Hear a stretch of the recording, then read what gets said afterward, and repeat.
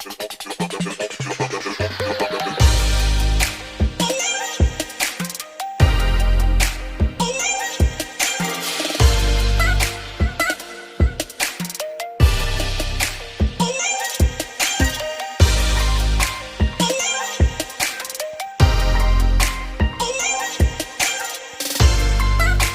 Everyone, मैं गणेश शंकर राठौर आप सभी का स्वागत करता हूं के.एस. राठौर यूट्यूब चैनल की मिशन 2020 एमसीक्यू सीरीज़ में।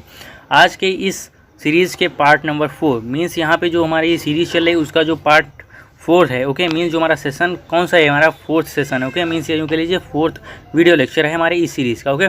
सो यहाँ पे क्या हम लोग 10 MCQs को अटैम्प्ट करेंगे और साथ साथ में उनको अच्छे से समझेंगे, ओके, कॉन्सेप्चुअली भी। और मैं बता दूं ना कि आज आपके लिए मेरे पास एक सरप्राइज़ है, ओके। जो सरप्राइज़ है वो मैं ना आपको अभी कुछ देर बाद डिक्लेयर करूँगा, बताऊँगा। एक्चुअली सरप्राइज़ क्या आपको मिलेगा, कब मिलेगा, ये चीज़ बताऊँगा। एक्चुअली क्या होगा सरप्राइज़ में, ये आपको उस डेट को पता चलेगा जिस डेट को मैं अभी बताऊंगा, आपको अनाउंस करूंगा कि किस डेट को, या मतलब किस डेट को आपको सरप्राइज़ मिलने वाला है, ओके। सो उसके लिए आपको वेट करना होगा, वो मैं आपको बता दूंगा। अब मैं ना जो पहला आज का क्वेश्चन है हमारे इस सीरीज़ का, उसको आपके स्क्रीन पे लाता हूँ, ओके। सो ये रहा आज का पहला क्वेश्चन आपकी स्क्रीन पर, ओके। और फिर मैं आपको बताता हूँ कि आप ना 10 क्वेश्चन में से आप देखना, ये आप ना नोट कर लेना कि आपने किस क्वेश्चन में आपने राइट अटैम्प्ट किया है, ओके। जिससे आपको आइडिया लगेगा कि आप कितना प्रिपेयर हैं आप, मतलब कोई MCQs क्वेश्चन के लिए, ओके। क्योंकि इससे ना आपको फिर हेल्प मिलेगा आपकी प्रिपरेशन को इम्प्रूव करने के लिए, ओके। तो जो हमारा यहाँ पे पहला क्वेश्चन है ना, तो वहाँ पे देखिए लिखा हुआ है to avoid the problem of bends the air tankers carry by scuba diver are diluted with, okay. So यहाँ पे क्या जो हमारा क्वेश्चन है, तो वहाँ पे सिंपली क्या हमसे पूछ रहा है कि जो हमारे स्क्यूबा डाइवर्स होते हैं, जो क्या एयर टैंकर्स को कैरी करके जाते हैं, कहाँ जाते हैं स्क्यूबा डाइवर ना, आपको पता होगा ये जो स्क्यूबा डाइवर होते हैं वो क्या होते हैं, गोताखोर, जो क्या हमारे सी में जाते हैं, ओके। और वहाँ पे मतलब कुछ भी जैसे मतलब ये हमारे ऑफिशियली अनऑफिशियली वर्क से क्या हमारी सी के अंदर जाते हैं, ओके, डाइविंग वगैरह करते हैं, ओके। सो ये हमारे क्या स्क्यूबा डाइवर उनको कहते हैं, ओके। अब हम बात करें ना, तो ये जब सी में जाते हैं तो उन्हें एक प्रॉब्लम हो जाती है, वो प्रॉब्लम को क्या हम बेंड्स कहते हैं, ओके। सो ये जो बेंड्स की प्रॉब्लम इन्हें होती है उसको हम अवॉइड कर सकते हैं, ओके।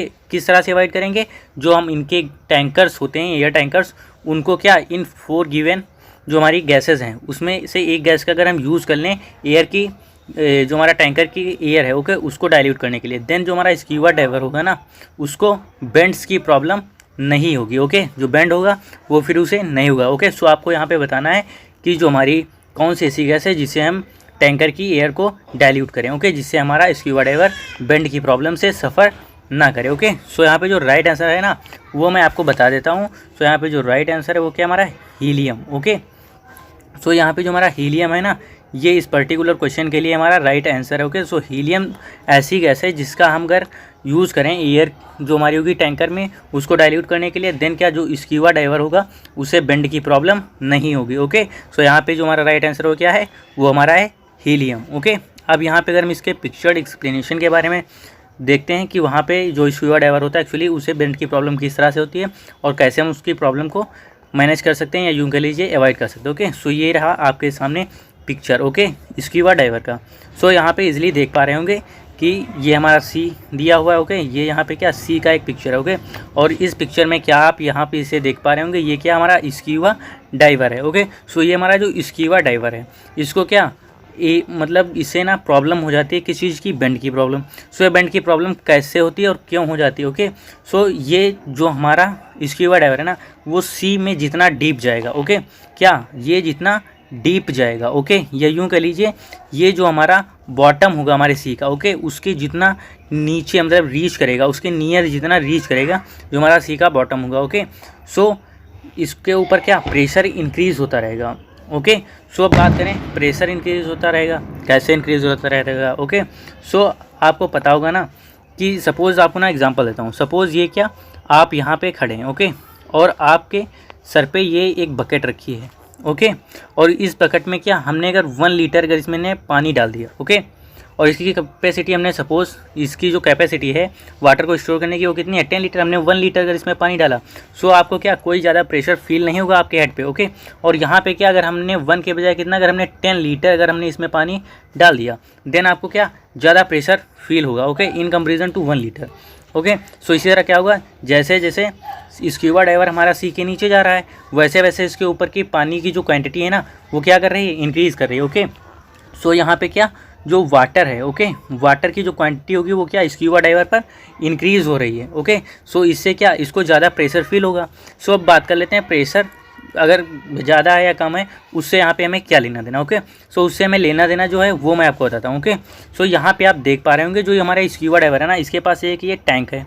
ओके, इसमें क्या है, एयर है, जिससे क्या ये सी के अंदर ब्रीथ कर पाने में पॉसिबल होता है। ओके, क्योंकि अगर एयर टैंकर्स ना हो तो इतनी दूर तक जा ही नहीं सकता, क्योंकि भाई आप मतलब कितनी देर के लिए मतलब अपनी सांस को रोक सकते हो। ओके, आप कितनी देर विदाउट ब्रीथ किए आप रह सकते हो। ओके, तो ऐसा नहीं है कि आप काफ़ी देर तक रोक पाएंगे अपनी सांस को या काफ़ी देर तक बिना ब्रीथ किए हुए आप सी के अंदर जा पाएंगे, तो ऐसा ज़्यादा कुछ पॉसिबल नहीं है।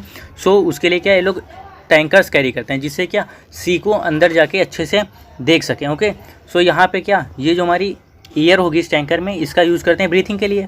सो इसमें होता क्या है, जब ये ब्रीथ करेंगे सो एयर इनके बॉडी के अंदर जाती है। ओके, सो अब बात करते हैं ना, तो एयर की अगर यहाँ पे जब बात आई तो आप ये हमें बताइए जो एटमॉस्फेयर होता है। ओके, एटमॉस्फेयर वहाँ पे किस गैस की सबसे ज़्यादा क्वांटिटी होती है। ओके, सो वो हमारा क्या है, वो हमारा है नाइट्रोजन। ओके, आपको पता होगा जो हमारे एटमॉस्फेरिक गैसेस होती हैं उसमें जो सबसे ज़्यादा क्वांटिटी होती है किसकी होती है, नाइट्रोजन की। तो ऑब्वियसली जब ये ब्रीथिंग करेगा एयर से, सो इसके अंदर क्या नाइट्रोजन जो गैस होगी वो ज़्यादा से ज़्यादा इसके अंदर पहुँचेगी। ओके, सो अब मीन्स ज़्यादा क्वान्टिटी में होगी in comparison to other gases. Okay, so उसमें क्या होगा, जो हमारी नाइट्रोजन गैस है इसकी सॉल्युबिलिटी क्या बहुत ज़्यादा होगी इस के बॉडी के अंदर। ओके, बहुत ज़्यादा मतलब सॉल्युबल होगा इसके बॉडी के अंदर हमारा नाइट्रोजन। ओके, सो बात करें ये बहुत ज़्यादा होगा या कम होगा, ये आपको कैसे पता चला। सो आपको ये तो पता चल ही चुका कि वाटर का प्रेशर इस पर क्या ज़्यादा लगेगा जितना ज़्यादा डीप जाएगा, और जितना ज़्यादा डीप जाएगा नाइट्रोजन की सॉल्युबिलिटी इसके अंदर क्या होगी, इंक्रीज़ होएगी। ओके, अब ये कहिए कि आप नाइट्रोजन की सॉल्युबिलिटी इसके अंदर इंक्रीज़ क्यों होगी। सो आपको पता होगा जैसे जैसे हमारा क्या प्रेशर, ओके, प्रेशर इंक्रीज़ होता है वैसे वैसे जो हमारी गैसेस की सॉल्युबिलिटी होती है, ओके, क्या सॉल्युबिलिटी होती है ना वो भी इंक्रीज़ होती है। ओके, ये तो आपको पता है कि जैसे जैसे क्या प्रेशर इंक्रीज़ होगा गैसेस की सॉल्युबिलिटी इंक्रीज़ होगी। सो जैसे जैसे नीचे जाएगा, ओके, डीप जाएगा सी में, वैसे वैसे क्या इस पर जो प्रेशर लग रहा होगा ना प्रेशर वो क्या इंक्रीज़ करेगा, और प्रेशर इंक्रीज़ करेगा तो गैसेस की सॉल्युबिलिटी ज़्यादा होगी, और गैसेस की सॉल्युबिलिटी ज़्यादा है मीन्स यहाँ पे क्या नाइट्रोजन गैस सबसे ज़्यादा अमाउंट में प्रेजेंट है। ओके, यहाँ पे क्या एक्सेस में जो हमारी गैस है वो क्या है हमारी नाइट्रोजन। ओके, नाइट्रोजन की क्वांटिटी काफ़ी ज़्यादा है। सो यहाँ पे नाइट्रोजन की जो क्वांटिटी होगी इसके अंदर ना काफ़ी ज़्यादा डिजॉल्व हो जाएगी इसकी बड़े के अंदर। ओके, सो यहाँ तक तो ठीक रहता है। ओके, सो यहाँ तक तो ठीक रहता है, और इतनी आई थिंक अगर आपको बात समझ में आ गई होगी। ओके, सो मैं ये जो स्क्रीन पर जो भी है ना लिखा हुआ इसको मैं हटा देता हूँ। ओके, सो ये इससे मैंने हटा दिया।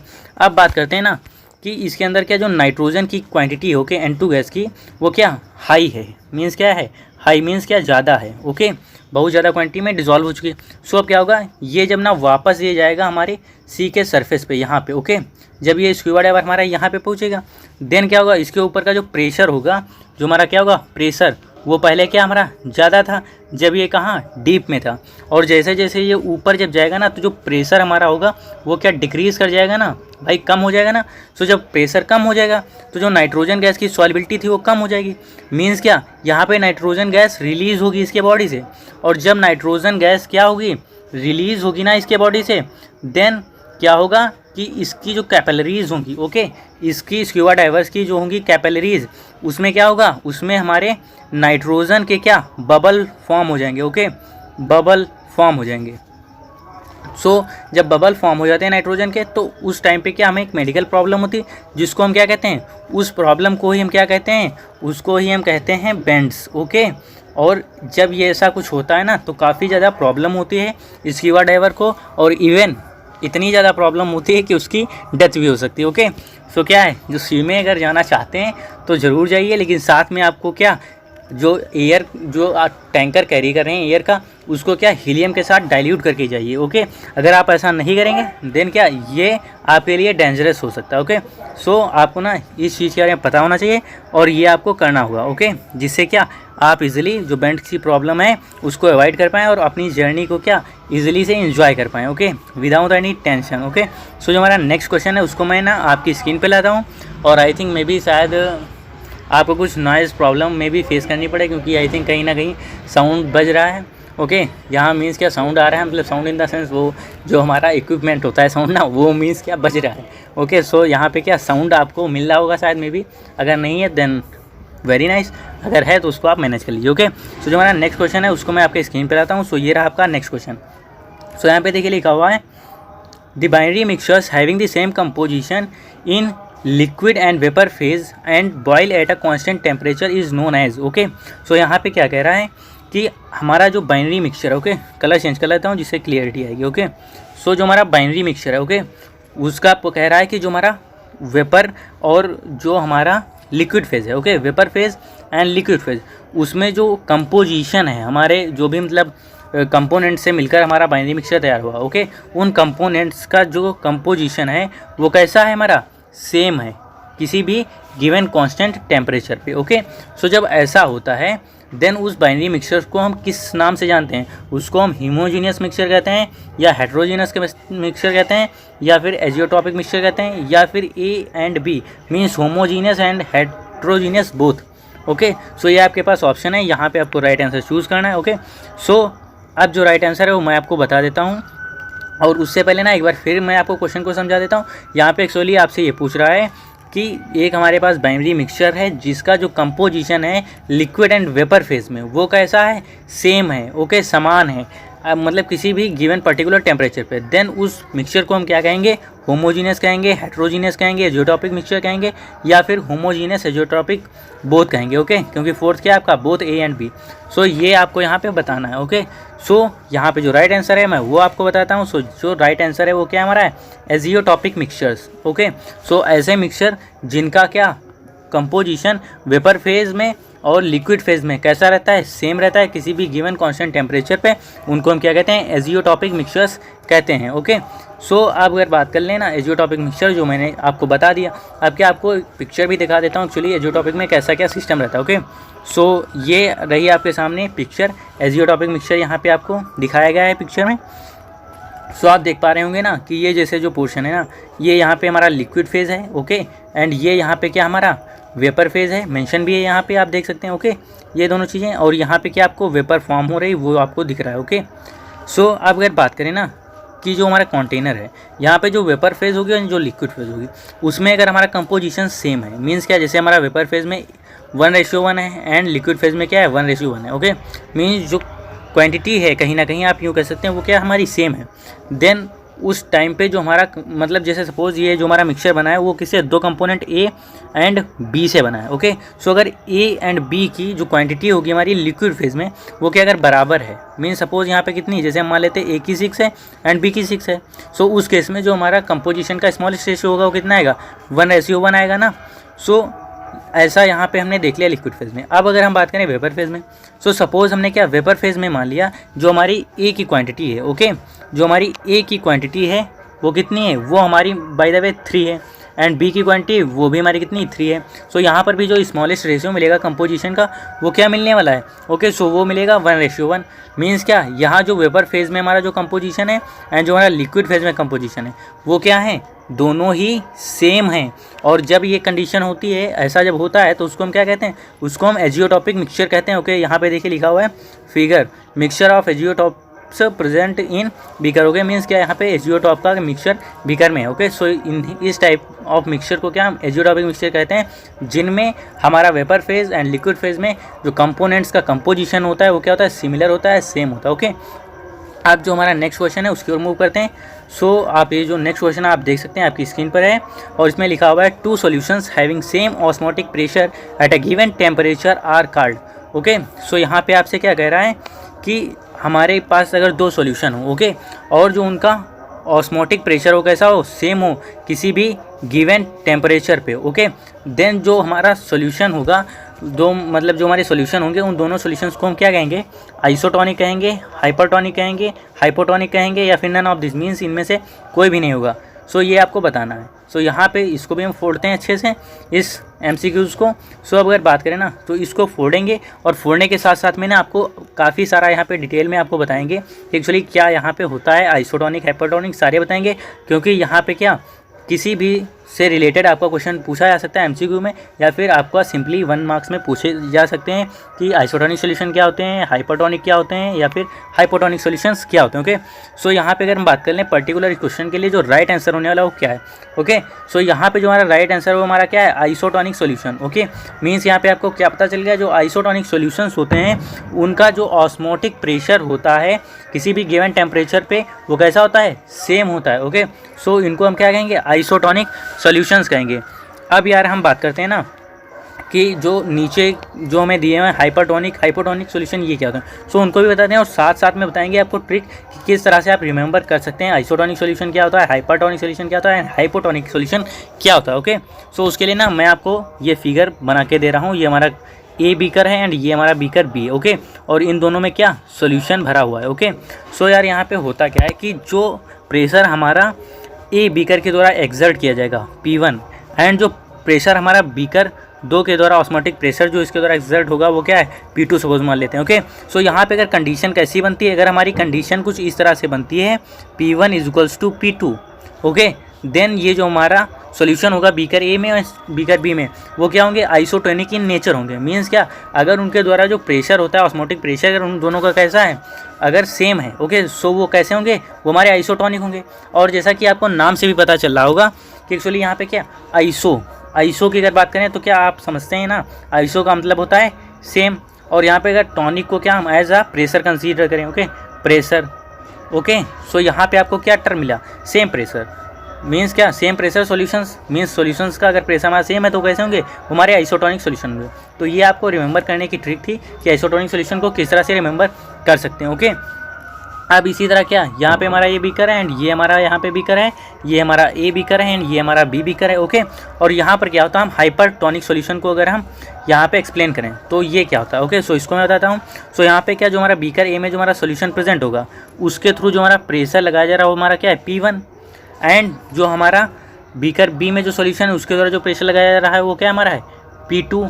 ओके, एंड अगर यहाँ पे अगर जो हमारी कंडीशन है, ओके, वो क्या, वो अगर कंडीशन जो हमारी है ना वो अगर कुछ इस तरह से अगर फॉर्म होती है ना कि जो हमारा P1 है वो क्या है, ग्रेटर देन P2 है। ओके, सो इस कंडीशन में आप क्या कह सकते हैं, इस कंडीशन में आप कहेंगे जो हमारा P1 है वो हाइपरटोनिक सॉल्यूशन है in comparison to P2। Okay, क्या है, इन कंपेरिजन टू P2, क्योंकि यहाँ पे जो हमारा प्रेशर जो ज़्यादा है वो किसका है, हमारा वो हमारा ए वाले बीकर में जो सॉल्यूशन प्रेजेंट है जिसका हमारा ऑस्मोटिक प्रेशर है P1 उसका ज़्यादा है। सो वो कैसा होगा, वो हमारा हाइपरटोनिक इन नेचर होगा with respect to solution present in beaker B. Okay, जिसका हमारा ऑस्मोटिक प्रेशर कितना है, P2। Okay, so I think आपको हाइपरटोनिक समझ में आया होगा।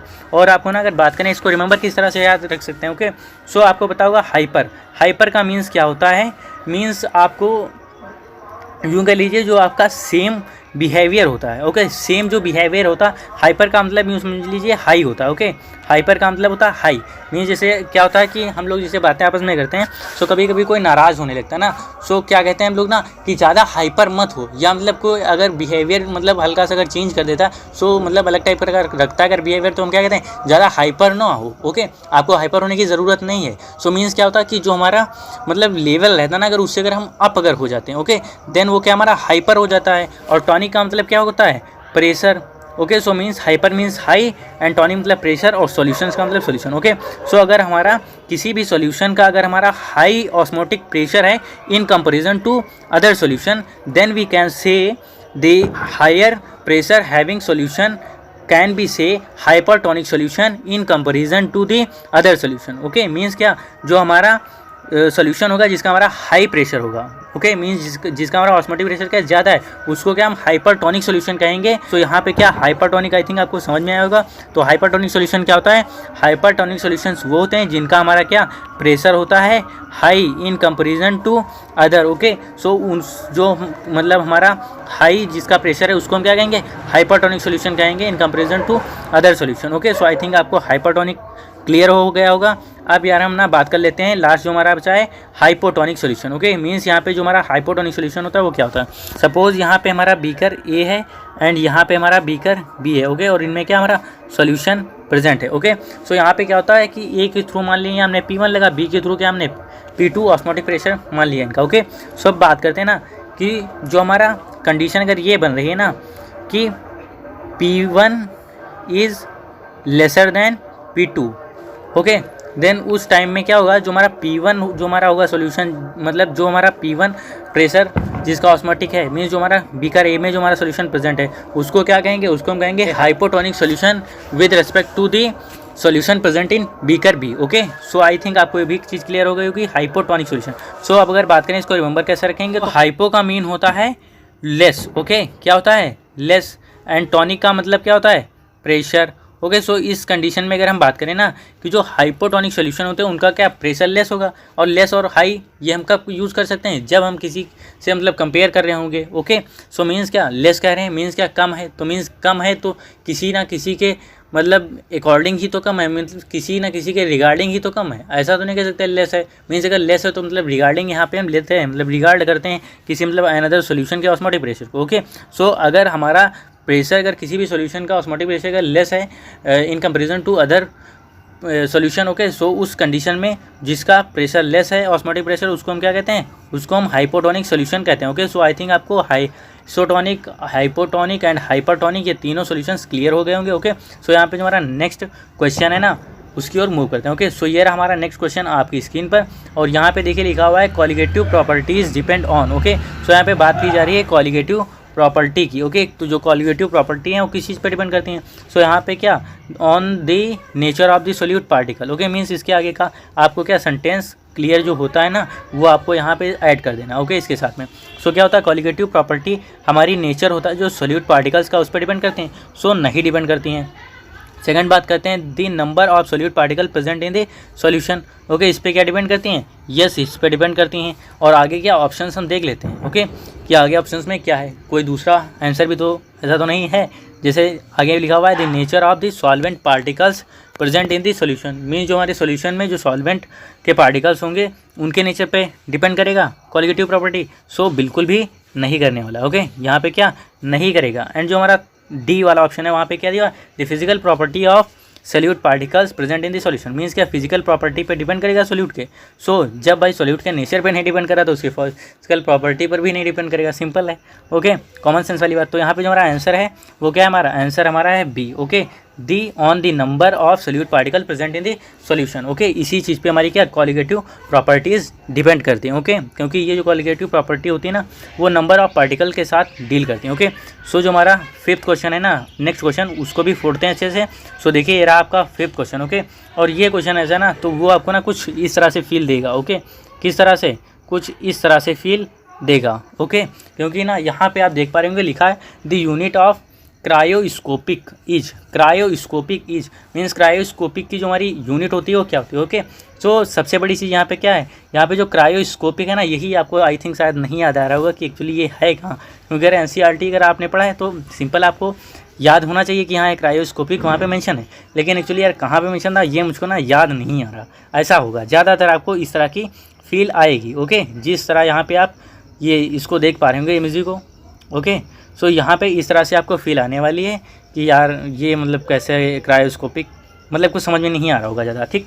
तो don't very about it. So cryoscopic क्या है वो मैं आपको सारा कुछ बताता हूँ। तो उसके लिए ना जो हमारा नेक्स्ट स्लाइड है ना उसकी ओर मूव करते हैं। ओके, सो यहाँ पे आप देख पा रहे होंगे लिखा है क्या KB KF, जिनसे क्या आप अच्छी तरह से मतलब एक हिसाब से इन रिलेशनशिप हैं कह सकते हैं। ओके, आप मतलब उनको क्या अच्छी तरह से आइडेंटिफाई करते हैं, मीन्स जानते हैं। ओके, उनसे मतलब क्या आपका जो रिलेशन है काफ़ी बेटर है, क्योंकि आपको पता है KB क्या होता है, बॉइलिंग पॉइंट एलिवेशन कांस्टेंट, सबको पता है, सभी लोगों के ब्रेन में रखा हुआ है। ओके, इसी तरह KF को क्या कहते हैं, freezing point depression constant. Okay, ये भी आपके सभी के दिमाग में स्टोर है। लेकिन हाँ अगर आपसे कोई अगर यहाँ पे अगर कहता है क्या कि मोलर डिप्रेशन कांस्टेंट, तब भी क्या आपको याद है, मतलब कुछ मतलब आइडिया कर सकते हैं कि क्या होता था, फ्रीजिंग पॉइंट डिप्रेशन कांस्टेंट और यहाँ पे मोलर डिप्रेशन कांस्टेंट। तो मे बी आई थिंक कहीं ये KF की तो बात नहीं कर रहे हैं, हाँ तो आइडिया थोड़ा मिल जाता है। लेकिन अगर आपसे कहता है क्रायोस्कोपिक कांस्टेंट तो फिर आइडिया मिलता ही नहीं है, जैसा कि KB में भी होता है। अगर आपसे कोई कहेगा कि मोलर एलिवेशन कांस्टेंट तो आपको आइडिया मिलता है कि बॉइलिंग पॉइंट एलिवेशन कांस्टेंट से हाँ मोलर एलिवेशन मीन्स KB की शायद बात कर रहा है। लेकिन अगर आपसे कोई कहते यूब्लियोस्कोपिक कांस्टेंट देन क्या आपका ब्रेन वर्क नहीं करता कि यार ये टर्म आ कहाँ से गया, ये कौन सा कांस्टेंट, मैंने तो देखा ही नहीं।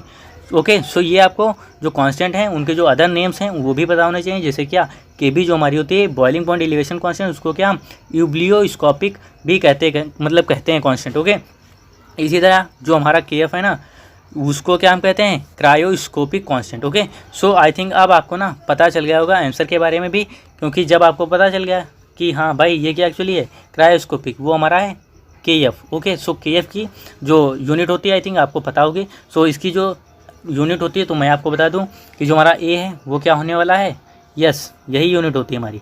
ओके, जो हमारे नीचे के 3 हैं वो नहीं होती, यही हमारी यूनिट है। ओके, सो केल्विन केजी मोल इनवर्स जो होती है वो किसकी हमारी होती है, वो हमारी KF की यूनिट होती है, या यूँ कह लीजिए क्रायोस्कोपिक की यूनिट होती है, या यूँ कह लीजिए हमारा जो फ्रीजिंग पॉइंट डिप्रेशन होता है कांस्टेंट उसकी यूनिट होती है, या फिर यूँ कह लीजिए मोलर डिप्रेशन कांस्टेंट की यूनिट होती है। ओके, और जो हमारी KB होती है ना उसकी भी क्या सेम ही यूनिट होती है। ओके, सो यहाँ पे जितना कुछ लिखा हुआ है ना उन सभी की यूनिट क्या है जो भी मैंने आपको बताई। ओके, सो अब ना हमारा जो नेक्स्ट क्वेश्चन है उसको रिमूव करते हैं और उसको भी फोड़ते हैं। ओके, सो ये रहा आपकी स्क्रीन पर next question. At a given temperature osmotic pressure of a concentrated solution of a substance. Okay, so फिर इसमें भी क्या करना है, इसमें भी यहाँ आई थिंक सेंटेंस में क्या आपको ऐड करना है आगे की लाइन। ओके, कि आगे यहाँ पे हम क्या ऐड करेंगे जो हमारा करेक्ट है। ओके, सो यहाँ पे आपको बताना है कि किसी भी गिवन टेम्परेचर पे जो ऑस्मोटिक प्रेशर होगा किसी भी कंसनट्रेटेड सॉल्यूशन आपके किसी भी सब्सटेंस का। ओके, सो उसका सिस्टम कैसा क्या रहेगा, is same as that of a dilute solution. Means जब वो मतलब जो डाइल्यूट सॉल्यूशन जब वो मतलब डाइल्यूट फॉर्म में था वो सब्सटेंस का सॉल्यूशन, और कंसनट्रेशन जब फॉर्म में आया वो सब्सटेंस का सॉल्यूशन, देन उस टाइम पे क्या जो उनका ऑस्मोटिक प्रेशर होगा वो क्या सेम रहेगा। ओके, या मीन्स यहाँ पे सेम की बात कर रहा ना तो क्या सेम रहने वाला है। सो ऐसा आपको लगता है कि भाई जब हमारा कंसनट्रेटेड सॉल्यूशन हो, ओके, एंड हमारा क्या डाइल्यूट सॉल्यूशन हो, बोथ कंडीशन में जो उनका ऑस्मोटिक प्रेशर हो, ओके, ऑस्मोटिक प्रेशर वो कैसा रहे, सेम रहे। ओके, सो ऐसा तो पॉसिबल है नहीं। मीन्स क्या जो हमारा पहला वाला ऑप्शन है ना वो ख़त्म। ओके, सो पहला वाला ऑप्शन ख़त्म, ये तो बिल्कुल नहीं हो सकता। सेकंड क्या है, is higher than that at a dilute solution. Okay, means क्या कह रहा है कि जब हमारा कंसनट्रेटेड सॉल्यूशन होगा देन जो हमारा ऑस्मोटिक प्रेशर होगा वो क्या होगा, हायर होगा। ओके, और जब डाइल्यूट होगा देन क्या होगा, लोअर होगा। ओके, कम होगा। सो हाँ ये बात सही है। ओके, कि जब हमारा कंसनट्रेटेड होगा सॉल्यूशन तो ऑस्मोटिक प्रेशर क्या होगा, ज़्यादा होगा। ओके, एंड जब वो डाइल्यूट होगा देन हमारा क्या जो ऑस्मोटिक प्रेशर होगा वो हमारा क्या होगा, लेस होगा, कम होगा, एंड कंसनट्रेटेड में क्या होगा हमारा हाई होगा। ओके, सो ये चीज़ आपकी ना बिल्कुल सही है। तो यहाँ पे जो हमारा ऑप्शन बी है वो करेक्ट है, लेकिन आगे भी देखते हैं। सो आगे दिया है is lower than that of a dilute solution. So content यार यहाँ पे क्या हाथ ही खत्म है कि मतलब कंसनट्रेटेड सॉल्यूशन का लेस हो जाएगा in comparison to dilute solution osmotic pressure. तो ऐसा तो बिल्कुल भी पॉसिबल नहीं, जस्ट इन्होंने क्या अपोजिट कर। सो ऐसा कुछ नहीं है। फिर आगे क्या है, डी ऑप्शन है can not be measured with can not be compared with osmotic pressure of dilute solution. तो ऐसा नहीं। अब क्या सारी चीज़ें लगभग कंपेरेबल हैं, मीन्स हम कंपेयर कर लेते हैं सारी चीज़ों को, ज़्यादातर कनेक्ट कर लेते हैं। ओके, और ये क्या हम लोगों में इस टाइम की जो जनरेशन है वहाँ पे ना ये चीज़ काफ़ी ज़्यादा कॉमन है कि वो ना एक दूसरी चीज़ों को आपस में कनेक्ट कर लेते हैं। ओके, कनेक्ट करके उसको लर्न कर लेते हैं, यूँ कह लीजिए किसी भी तरह से मतलब कनेक्टिविटी की जो मतलब प्रोसेस है ना आजकल के जो मतलब जो भी बंदे हैं ना उनमें काफ़ी ज़्यादा मतलब कि ग्रोन अप हो रही है। ओके, मीन्स काफ़ी ज़्यादा बढ़ रही है। ओके, सो कंपेरेबल है। तो ऐसा ये भी नहीं है, मतलब डी ऑप्शन भी गलत है। तो यहाँ पे जो राइट आंसर है वो क्या हमारा है, वो हमारा है high than that at a dilute solution. Okay, means जो हमारा कंसनट्रेटेड सॉल्यूशन होगा उसका जो हमारा ऑस्मोटिक प्रेशर होगा वो कैसा होने वाला है, वो हमारा हाई होने वाला है। Okay, in comparison to dilute solution. Dilute solution में क्या होगा, लेस होगा। ओके, सो आई थिंक ये चीज़ें क्लियर हो गई होंगी। अब ना जो हमारा क्वेश्चन नंबर 7 है उसकी ओर मूव करते हैं। ओके, और वहाँ पे हम अच्छे से हर एक चीज़ को समझते हैं। ओके, सो यहाँ पे देखिए लिखा हुआ है 7 क्वेश्चन में क्या दिया हुआ है, an unripe mango place in a concentrated salt solution to prepare pickle shrivels because. Okay, so यहाँ पे आप ना समझ गए होंगे बात पूरी तरह से कि अनराइप मैंगो मीन्स जो हमारा कच्चा आम होता है, मीन्स जो हमारा पका हुआ नहीं होता है, उसको क्या कहते हैं, उसको हम ना कंसनट्रेटेड शुगर सॉल्यूशन में क्या हम डाल देते हैं। ओके, डाल देते हैं। और क्यों डालते हैं, पिकल मीन्स क्या, पिकल तो आपको पता होगा ना काफ़ी लोगों को पसंद भी होता है, मीन्स काफ़ी लोग क्या मतलब खाने के टाइम पे काफ़ी ज़्यादा पिकल खाना पसंद करते हैं। ओके, पिकल मतलब होता है अचार। ओके, मीन्स अचार बनाने के लिए क्या करते हैं हम, अनराइप मैंगो को कंसनट्रेटेड साल्ट सॉल्यूशन में डाल देते हैं। ओके, और हमारा जो अचार होता है, पिकल जो होता है, वो हमारा फॉर्म होता है। ओके, सो ये तो हमारा यहाँ पे एक अलग बात हो गई। ओके, जो मेन क्वेश्चन है वो राइज यहाँ पे होता है श्रीविल्स बिकज, कि अब ऐसा मतलब यहाँ पे क्या होता है, जब पिकल जब हम बनाते हैं ना, तो उसके लिए हमें क्या करना होता है, अनराइप जो हमारा मैंगो होता है ना, उसको हमें कंसनट्रेटेड साल्ट सॉल्यूशन में पहले डालना पड़ता है। ओके, देन क्या होता है, जो हमारा अनराइप मैंगो होगा वो क्या होगा, श्रीविल हो जाएगा। ओके, श्रीविल में क्या होता है, सिकुड़ना। ओके, सिकुड़ना तो आप समझ रहे होंगे कि जैसे हम लोग जाड़ों में सिकुड़ जाते हैं। ओके, मीन्स क्या, जब जाड़ा लगता है ना, सो बहुत लोग कहते हैं कि इंग्लिश के 3 बन गए, वो मीन्स काफ़ी सारी चीज़ें मतलब जनरल टर्म्स लोग यूज़ करते हैं। तो सिकुड़ना का मतलब क्या होता है कि उसकी जो वॉल्यूम है, ओके, वॉल्यूम है वो क्या हो जाती है, कम हो जाती है। ओके, सिकुड़ना मीन्स वॉल्यूम का भूल जाना। ओके, सो जैसे अगर एग्जांपल की अगर हम बात करें ना, सो एग्जांपल के लिए आई थिंक आप ये समझ लीजिए कि आपका जैसे बैलून है। ओके, ये जो हमारा बैलून है ना, इसमें से अगर हम थोड़ी सी अगर एयर को अगर हम निकाल देते हैं, ओके, जो हमारी एयर यहाँ पे है, ओके, इसको अगर हम क्या करते हैं, रिमूव कर दें। ओके, यहाँ इसमें से क्या थोड़ी सी एयर रिमूव कर दें, तो इसका साइज़ थोड़ा सा छोटा हो जाएगा। मीन्स क्या हो गया, ये श्रीविल मतलब श्रीविल हो गया। ओके, मीन्स ये मतलब सिकुड़ गया थोड़ा सा। सो ये चीज़ आई थिंक आपको समझ में आ गई होगी कि हाँ श्रीविल क्या होता है। सो अब यहाँ पे बात कर लेते हैं कि एक्चुअली जो हमारा क्वेश्चन 7 है वहाँ पे राइट आंसर क्या है, एक्चुअली वहाँ पे डिमांड क्या है। ओके, सो यहाँ पे कह रहा है unripe mango place in concentrated salt solution to prepare pickle shrivels because. Okay, तो ये श्रीविल हो जाता है, सिकुड़ जाता है जो हमारा अनराइप मैंगो। सो ऐसा होता क्यों है। ओके, सो यहाँ पे ऑप्शन दिए हैं, वहाँ पे आपको राइट आंसर चूज़ करना। तो यहाँ पे लिखा है it gains water due to osmosis, means क्या, ये वाटर गेन करता है। ओके, ऑस्मोसिस के थ्रू, इस वजह से। तो यार पहली बात तो अभी कॉमन सेंस लग रही है कि श्रीविल हो रहा है, मीन्स क्या, बैलून से क्या हमारी जो एयर है ना, जो हमारी क्या एयर है ना, वो क्या हो रही, वो हमारी रिमूव हो रही। ओके, देन क्या, उसका जो वॉल्यूम है छोटा हो रहा है, मीन्स कम हो रहा है, मीन्स रिविल हो रहा है। और यहाँ पे क्या गेन करने की बात हो रही है। गेन मतलब क्या, इसमें अगर हम और एयर का डाल देते हैं, तो उस टाइम में क्या, जो इसका वॉल्यूम होता है वो ना, वो और ज़्यादा इंक्रीज़ हो जाता। तो यहाँ पे रिविल तो नहीं होता ना। सो ये भाई जो गेन वाला सिस्टम है ना, वो तो बिल्कुल हो ही नहीं सकता, वाटर तो गेन कर ही नहीं सकता। ओके, सो ये ऑप्शन हमारा ख़त्म, जो हमारा ऑप्शन नंबर 7 है ना, वो ख़त्म, ये नहीं हो सकता ऑप्शन नंबर 7 का ए वाला ऑप्शन। ओके, फिर बी को देखते हैं, it loses water due to osmosis. Okay, so यहाँ पे क्या कह रहा है, ये हमारा जो मतलब अनराइप मैंगो श्रीविल हुआ है इस वजह से, क्योंकि इसने वाटर को लूज़ कर दिया ऑस्मोसिस के थ्रू।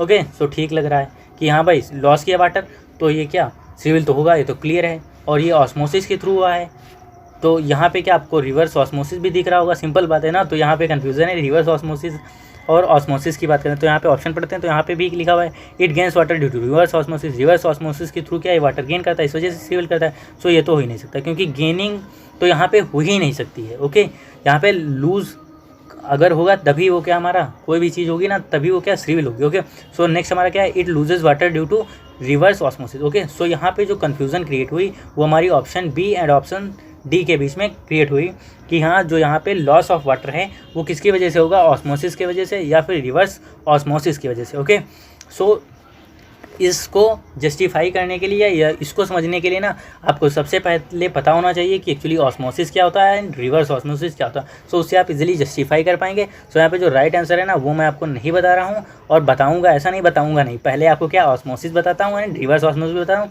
तो आपको अपने आप से क्लियर हो जाएगा। ओके, और उसके अलावा मैं आपको बता भी दूंगा कि एक्चुअली यहाँ पे राइट आंसर है वो क्या है। ओके, सो यहाँ पे जो हमारा सिस्टम है ना, वहाँ पे हम देखते हैं सबसे पहले ऑस्मोसिस क्या होती है। ओके, सो ये आप देखिए यहाँ पे क्या आपको ऑस्मोसिस दिख रहा होगा लिखा हुआ है, तो यहाँ पे कलर चेंज करते हैं जिससे क्या इजीली यहाँ पे चीज़ों को मार्क कर पाएँ। ओके, सो ऑस्मोसिस यहाँ पे देखिए लिखा हुआ है, तो ऑस्मोसिस में क्या लिखा है, when semi permeable membrane is placed between the solvent and solution the solvent molecules will flow through the membrane from pure solvent to the solution. This process of flow of the solvent is called osmosis. Okay, so यहाँ पे क्या कह रहा है। Okay, so यहाँ पे हमारा कह रहा है कि जैसे हमारे पास जो सॉल्यूशन है एक बीकर में और एक बीकर में हमारा क्या सॉल्वेंट है, उसके बीच में क्या उसको हमने कनेक्ट भी कर रखा है। जैसे यहाँ पे फिगर में आप देख पा रहे होंगे कि यहाँ पे क्या आपका सॉल्यूशन है। ओके, यहाँ इस बीकर में सॉल्यूशन है और इसमें क्या हमारा प्योर सॉल्वेंट है। ओके, क्या है यहाँ पे हमारा प्योर सॉल्वेंट एंड यहाँ पे हमारा सॉल्यूशन। ओके, सो ये क्या कनेक्टेड है एक दूसरे से, सेमी परमेबल मेम्ब्रेन भी बीच में प्लेस करके दी गई है। ओके, सो यहाँ सेमी परमेबल मेम्ब्रेन भी प्लेस की गई। सो यहाँ पे होता है एक्चुअली क्या, ओके, सो यहाँ पे हम डिफिनीशन को ही डिस्कस कर रहे हैं फिगर के थ्रू। ओके, सो यहाँ पे क्या होगा, जो हमारा प्योर सॉल्वेंट है ना वो मूव करेगा, कहाँ मूव करेगा, सॉल्यूशन में। ओके, सो ये जो मूव करता है, ओके, सो इस प्रोसेस को हम क्या कहते हैं, इस प्रोसेस को हम ऑस्मोसिस करते हैं। मीन्स क्या, जो हमारा प्योर सॉल्वेंट है वो अगर हमारा मूव करेगा किसमें, सॉल्यूशन में, through semi permeable membrane, then it is called osmosis. Okay, तो क्या हम कहेंगे, यहाँ पे ऑस्मोसिस हो रही। ओके, सो ये चीज़ आई थिंक आपको समझ में होगी। और यहाँ पे ऑस्मोटिक प्रेशर की अगर बात कर लें कि ऑस्मोटिक प्रेशर क्या होता है, तो देखिए यहाँ पे मेंशन है the pressure that just stop the flow of solvent is called osmotic pressure.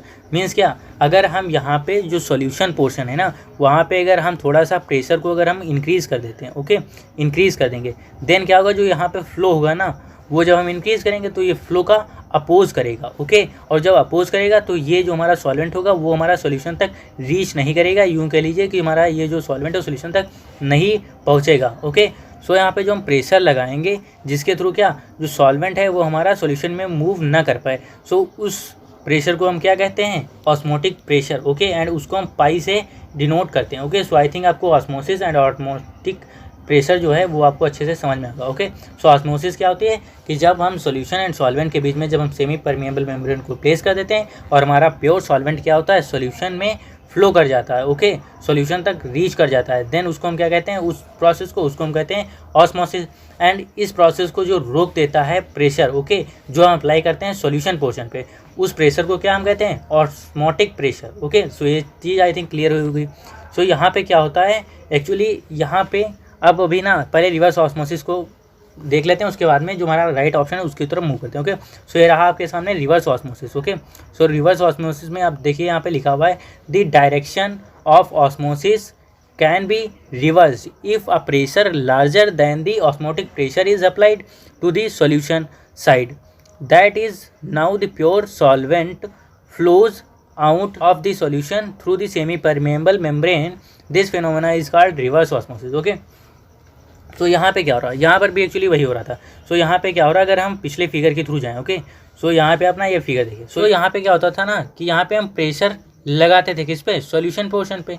Okay, जिससे कि हमारा जो प्योर सॉल्वेंट यहाँ पे फ्लो हो रहा था सॉल्यूशन साइड में, ओके, जिसको हम ऑस्मोसिस कहते थे, ओके, वो क्या स्टॉप हो जाती थी, ओके, रुक जाती थी। मीन्स क्या, यहाँ पे जो फ्लो था सॉल्वेंट मॉलिक्यूल्स का सॉल्यूशन में वो क्या स्टॉप हो जाता था, उसको क्या हम ऑस्मोटिक प्रेशर कह रहे थे। और ये प्रेशर को जब हम इंक्रीज़ कर देते हैं तो उसको हम क्या कहते हैं, रिवर्स ऑस्मोसिस। देन हमारी मतलब अकर होती है जब हम प्रेशर ऑस्मोटिक प्रेशर से जब हम ज़्यादा अप्लाई कर देते हैं सॉल्यूशन पोर्शन पे, देन जो हमारी रिवर्स ऑस्मोसिस होती है वो रोल में आ जाती है। मीन्स वो क्या हमारी परफॉर्म होने लगती है। तो यहाँ पे अगर जो हमारा ऑस्मोटिक प्रेशर था, ओके, पाई, अगर इसमें क्या हम अगर थोड़ा सा अगर और प्रेशर अगर हम बढ़ा दें, देन क्या होगा, जो हमारी डायरेक्शन होगी वो रिवर्स हो जाएगी। तो यहाँ पे क्या होगा कि सॉल्यूशन से जो हमारा प्योर सॉल्वेंट होगा वो ना सॉल्वेंट वाले बीकर में आने लगेगा, फ्लो करने लगेगा। ओके, तो जो हमारी डायरेक्शन थी वो क्या हो गई, रिवर्स हो गई। पहले क्या होता था ऑस्मोसिस में कि जो हमारा प्योर सॉल्वेंट होता था वो हमारे सॉल्यूशन वाले बीकर में आता था, एंड रिवर्स ऑस्मोसिस में क्या होता है कि सॉल्यूशन में से प्योर सॉल्वेंट हमारा सॉल्वेंट वाले बीकर में जाता है। ओके, सो आई थिंक ये चीज़ आपको क्लियर हो गई कि यहाँ पे जो ऑस्मोसिस एंड रिवर्स ऑस्मोसिस वहाँ पे क्या है। ओके, सो सिंपल बात तो आपको ये रखना है कि रिवर्स ऑस्मोसिस कब होगी, जब हम प्रेशर लगाएंगे सॉल्यूशन पर। ओके, मीन्स जो हमारा सॉल्यूशन साइड होगा उस पर जब हम प्रेशर एक्सर्ट करेंगे तभी हमारी क्या रिवर्स ऑस्मोसिस हो सकती है। ओके, तभी पॉसिबल है रिवर्स ऑस्मोसिस का अकरेंस। ओके, सो आपको ना इससे क्लियर हो पा रहा होगा कि यहाँ पे जो हमारा आंसर था क्वेश्चन नंबर 7 में। ओके, सो यहाँ पे जो हमारा राइट आंसर है वो क्या है, क्योंकि यहाँ पे क्या जो वाटर लूज होगा वो किसके थ्रू होगा, ऑस्मोसिस के थ्रू या रिवर्स ऑस्मोसिस के थ्रू। तो सिंपल बात है भाई, पिकल को क्या आप डाल देते हैं, प्लेस कर देते हैं। ओके, किसमें, कंसनट्रेटेड साल्ट सॉल्यूशन में। तो यहाँ पे आप प्रेशर तो बाद में नहीं लगाते हैं ना। सो जो प्रेशर जब लग नहीं रहा, इस मीन्स क्या रिवर्स ऑस्मोसिस के थ्रू हमारा वाटर जो है लॉस नहीं हो रहा है। किसके थ्रू लॉस हो रहा है, ऑस्मोसिस के थ्रू। ओके, सो यहाँ पे जो राइट आंसर है वो आपका क्या है, option number B, it loses water due to osmosis. Okay, जो हमारा क्वेश्चन नंबर 8 है उसकी ओर मूव करेंगे। सो आई थिंक आपको अच्छा लगा होगा ये एक्सप्लेनेशन और सारी चीज़ें जानकर। ओके, सो अगर आपको अच्छा लग रहा है वीडियो तो लाइक बटन को हिट कीजिए, और अगर आप यहाँ पे नए हैं तो हमारे चैनल को ज़रूर सब्सक्राइब करें, जिससे क्या होगा कि आपको आने वाले हमारे नेक्स्ट वीडियोज़ की नोटिफिकेशंस मिलती रहेगी, जिससे आप क्या टाइम टू टाइम देख पाएंगे हमारी वीडियोस को, ओके, और आप अपने आप को प्रिपेयर कर पाएंगे MCQs क्वेश्चन के लिए, बोर्ड के लिए अपने, ओके। सो यहाँ पे अगर हम क्वेश्चन नंबर 8 की बात करते हैं, काफ़ी अच्छा क्वेश्चन है, ओके, और इस तरह का क्वेश्चन आने के चांसेस रहते हैं, ओके।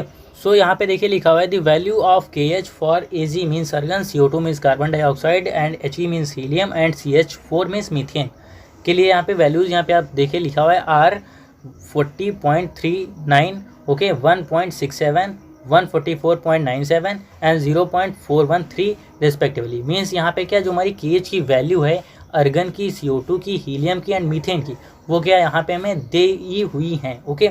और फिर हमें करना क्या, ओके। तो यहाँ पे हमारा जो क्वेश्चन होता है वो हमारा अराइज होता है, ओके। सो क्वेश्चन क्या है हमारा, arrange these gases in the order of their increasing solubility, okay. So यहाँ पे क्या करना, जो यहाँ पे हमारी गैसेस दी हुई हैं argon, CO2 and He and CH4, okay. So इनको क्या, इनके इंक्रीजिंग ऑर्डर सॉल्बिलिटी में प्लेस करना है, ओके। तो यहाँ पे जो करेक्ट सीक्वेंस आपको है वो कौन सा है, यहाँ पे जो 4 ऑप्शन गिवन है उसमें से आपको वो सेलेक्ट करना है, ओके। सो सबसे पहले तो आप इसको सेलेक्ट कैसे कर पाएंगे, ओके। सो इसके लिए आपको पता होना चाहिए कि KH की वैल्यू और यहाँ पे जो सॉल्बिलिटी इंक्रीज डिक्रीज होती गैसेस की, उसकी रिलेशनशिप के बारे में, ओके। सो वो हमें कौन सा लॉ हमें ये रिलेशनशिप बताता है, तो हमारा जो हेनरीज लॉ है, ओके, कौन सा, हेनरीज लॉ, वो हमें बताता है किसके बारे में, सॉल्बिलिटी जो होती है हमारी गैसेस की और जो KH की वैल्यू, क्योंकि KH क्या होता है, KH भाई हेनरीज लॉ कांस्टेंट ही तो होता है ना। सो यहाँ पे होता है एक्चुअली क्या हेनरीज लॉ में, वो मैं आपको बताऊँ, ओके। सो हेनरीज लॉ होता है P = KH × X, मीन्स क्या, मोल फ्रैक्शन, और मोल फ्रैक्शन किसको बताता है, सॉल्बिलिटी को, ओके। सो P = KHX होता है, ओके। सो यहाँ पे KH हमारा क्या है, हेनरीज लॉ कांस्टेंट है, एंड P हमारा क्या है, प्रेशर है, ओके, वेबर प्रेशर, और यहाँ पे जो हमारा X है वो हमारा क्या है, वो हमारा है मोल फ्रैक्शन, ये यूँ कह लीजिए सॉल्बिलिटी, ओके। सो यहाँ पे क्या आप इसको अगर थोड़ा सा कन्वर्ट करें इस फार्मूले को, किस तरह, इस तरह से भी तो लिख सकते हैं कि KH = P/X, ओके। सो यहाँ पे क्या हो, एक्चुअली इस X को क्या हमने यहाँ पे डिनोमिनेटर में प्लेस कर दिया, ओके। सो यहाँ से आप इसके थ्रू आप इजीली कंपेयर कर पाएंगे, ओके। यहाँ पे इनके जो ऑर्डर है सीक्वेंस उसको आप जान पाएंगे, ओके। सो यहाँ पे क्या कह रहा है कि जो KH की वैल्यू है उसके अकॉर्डिंग आपको इंक्रीजिंग ऑर्डर जो हमारा सॉल्बिलिटी के उसके अकॉर्डिंग आपको प्लेस करना है। मीन्स यहाँ पे क्या कि गैसेस को हमें ऐसे ऑर्डर में अरेंज करना है जिससे क्या उनकी जो सॉल्बिलिटी है वो क्या इंक्रीज हो जाए, ओके। सो सॉल्बिलिटी KH पर किस तरह से डिपेंड करती है गैसेस की, वो आप यहाँ से देख पा रहे होंगे कि यहाँ पे क्या, अगर इसको हम लिखना चाहें तो इसको हम ये भी तो लिख सकते हैं, ओके। सो इसको मैं पूरा पहले हटा देता हूँ। सो यहाँ पे क्या था हमारा फॉर्मूला, KH = P/X, ओके। सो इसको अगर हम इस तरह से देखें तो क्या हम ये भी तो कह सकते हैं KH is inversely proportional to the solubility. Means क्या, जैसे जैसे हमारा KH की वैल्यू बढ़ेगी सॉल्बिलिटी घटेगी, एंड सॉल्बिलिटी की वैल्यू जैसे जैसे हमारी बढ़ेगी KH की वैल्यू घटेगी, यही तो होगा ना अभी। तो यहाँ पे क्या हमें इंक्रीजिंग ऑर्डर में लगाना है, और इंक्रीजिंग ऑर्डर मीन्स क्या, लास्ट में जो वैल्यू हमारी होगी KH की वो सबसे ज़्यादा होगी या सबसे कम, पहले आपको ये चीज़ समझ लेनी है, ओके। मीन्स क्या, यहाँ पे इंक्रीजिंग ऑर्डर मीन्स की गैस की जो सॉल्बिलिटी हो सबसे ज़्यादा हो, मीन्स वैल्यू जो सबसे ज़्यादा होनी चाहिए सॉल्बिलिटी की गैस की, ओके, लास्ट में। सो यहाँ जो KH की वैल्यू है वो कैसी होगी, ज़्यादा होगी या कम। सो इसकी वैल्यू ज़्यादा है, मीन्स KH की वैल्यू क्या कम होनी चाहिए। मीन्स कि अगर हमें हाइयर सॉल्बिलिटी अगर चाहिए तो लोअर KH की वैल्यू हमें पता होनी चाहिए, ओके। सो जितनी कम हमारी KH की वैल्यू होगी उतनी ही ज़्यादा क्या सॉल्बिलिटी होगी, ओके। तो इंक्रीजिंग ऑर्डर में प्लेस करना है। सो यहाँ पे क्या करेंगे, सबसे कम वाली जो वैल्यू होगी उसको हम सबसे लास्ट में प्लेस करेंगे, एंड सबसे जो ज़्यादा वाली जो हमारी KH की वैल्यू होगी जो सबसे बड़ी होगी उसको सबसे पहले मतलब प्लेस करेंगे, ओके। सो यहाँ पे ना हम सीक्वेंस देख लेते हैं, और जिसकी जितनी ज़्यादा हमारी वैल्यू होगी उसकी सॉल्बिलिटी क्या होगी उतनी ही कम होगी। सो यहाँ पे क्या सबसे पहले हम उसे प्लेस करेंगे जिसकी वैल्यू सबसे ज़्यादा होगी, ओके। सो सबसे ज़्यादा जब होगी तो उसकी सॉल्बिलिटी सबसे कम होगी, और देन वो क्या हमारे जो हैं इंक्रीजिंग ऑर्डर में अरेंज हो पाएंगे, ओके, इंक्रीजिंग ऑर्डर में। तो सबसे जो हमारी बड़ी वैल्यू है वो किसकी है, वो हमारी है, यहाँ पे देख पा रहे होंगे आप, हीलियम की। कितनी है, 144.97, ओके, 144.97, ओके। सो यहाँ पे सबसे पहले क्या आने वाला है, हीलियम आने वाला है, ओके। देन इसके बाद में क्या आएगा, सो इससे जस्ट छोटी वैल्यू आपको देखनी, तो इससे जस्ट छोटी वैल्यू कौन सी हमारी, ये रही, ओके, 40.39, ओके। और ये वैल्यू किसकी है, ये हमारी वैल्यू है आर्गन की, ओके। सो इसके बाद में क्या आएगा, आर्गन आएगा, ओके। सो क्या आपको इतने टर्म से ही राइट आंसर पता चल गया कि हीलियम के बाद में आर्गन आपको किस में दिख रहा है, ऑप्शन नंबर डी में, ओके। सो यहाँ पे जो ऑप्शन डी वो हमारा right answer, okay. So I think ये चीज़ आपको पता चल गई होगी और समझ पे आएंगे कि हाँ जो हमारा सॉल्बिलिटी होता है वो केएच पर किस तरह से डिपेंड करता है। ओके, तो ये हमारा इनवर्सली प्रोपोर्शनल डिपेंड होता है। ओके, सॉल्युबिलिटी होती है वो इनवर्सली प्रोपोर्शनल डिपेंड होती है किस पे, केएच की वैल्यू पे। ओके, सो अगर बात कर लेना तो ये वैल्यूज़ मैंने इस टेबल से लिए हैं जो कि एनसीईआरटी में दी हुई। ओके, सो यहाँ से क्या आपसे क्वेश्चन पूछ सकते हैं इस तरह से।